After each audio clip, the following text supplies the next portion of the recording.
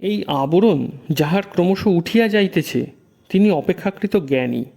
যাহার আবরণ খুব বেশি সে অজ্ঞান, আর যাহার ভিতর হইতে অজ্ঞান একেবারেই চলিয়া গিয়াছে তিনি সর্বজ্ঞ।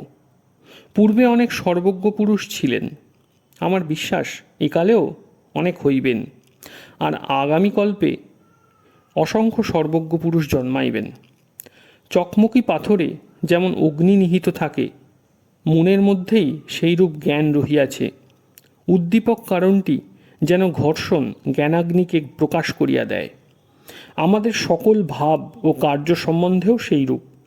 যদি আমরা ধীরভাবে নিজেদের অন্তঃকরণ অধ্যয়ন করি তবে দেখিব আমাদের হাসি কান্না, সুখ দুঃখ, আশীর্বাদ অভিসম্পাত, নিন্দা সুখ্যাতি সবই আমাদের মনের উপর বহির্জগতের বিভিন্ন আঘাতের দ্বারা আমাদের ভিতর হইতেই উৎপন্ন। উহাদের ফলেই আমাদের বর্তমান চরিত্র গঠিত। এই আঘাত সমষ্টিকেই বলে কর্ম।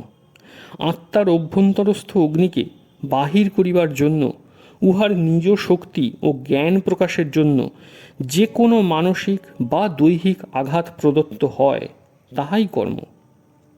কর্ম অবশ্য এখানে উহার ব্যাপক অর্থে ব্যবহৃত। অতএব আমরা সর্বদাই কর্ম করিতেছি। আমি কথা বলিতেছি, ইহা কর্ম।